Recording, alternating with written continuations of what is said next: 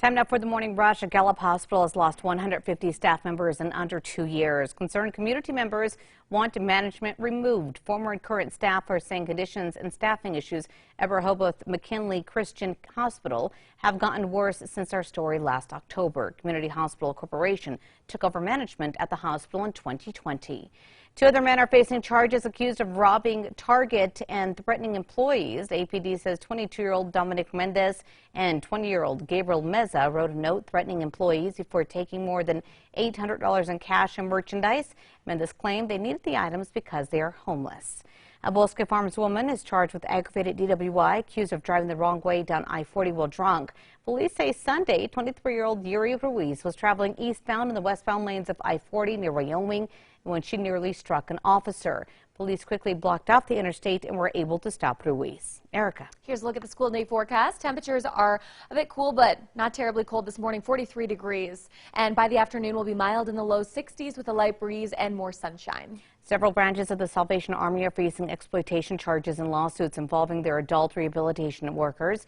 Federal lawsuits have been filed in Georgia, Illinois, and New York, accusing the Salvation Army of paying well under the $7.25 hourly minimum federal wage. The Salvation Army did not comment on the pending litigation. Authorities in Washington, D.C. and New York City are trying to track down one man they suspect is behind several shootings involving homeless people in both cities. At least 2 of the 5 incidents are being investigated as homicides.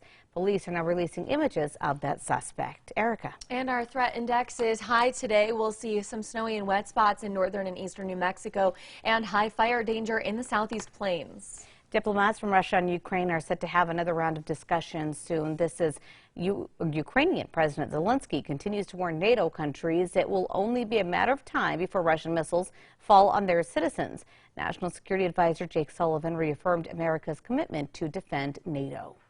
In the meantime, a teen from Taos is trying to get home after having to flee his school in Ukraine.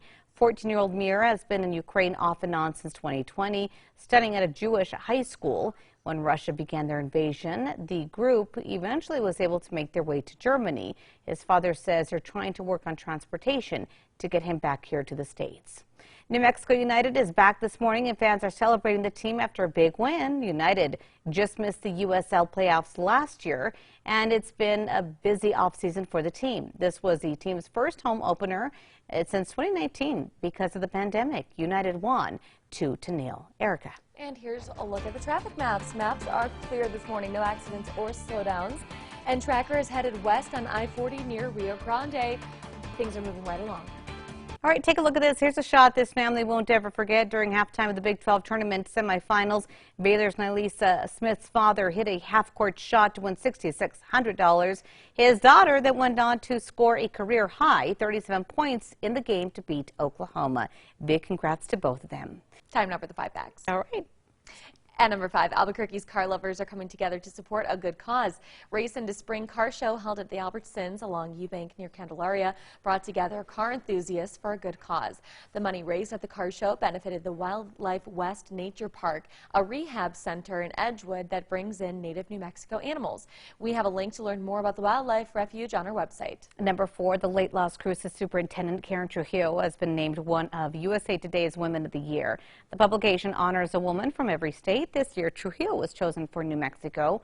You might remember Trujillo was walking her dogs when she was fatally struck by a car in February of 2021. Her husband says he's proud that she's being honored for her work in education. And at number 3, we do have some snow coming down in the high terrain this morning. The Sangre de Cristo Mountains and up near Raton Pass and Johnson and Bartlett Mesas. We'll also see some rain showers in the Northeast Highlands and East Plains throughout the morning and midday. Number 2, a Gallup hospital has lost 150 staff members in under 2 years, concerning community members and forcing them to demand change.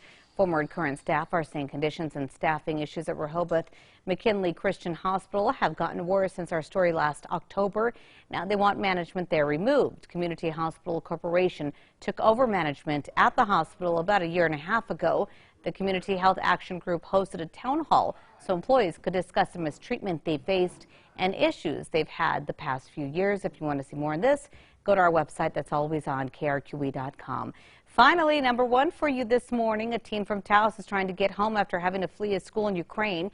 14-year-old Mir has been in Ukraine off and on since 2020, studying at a Jewish high school. When Russia began their invasion, his father, Rabbi Eli, says Mir and 30 other students had to be ready to leave at a moment's notice. They were eventually able to make it to Germany. They're still waiting for transportation issues to be resolved to make it back home. His father hopes he'll be home by Passover.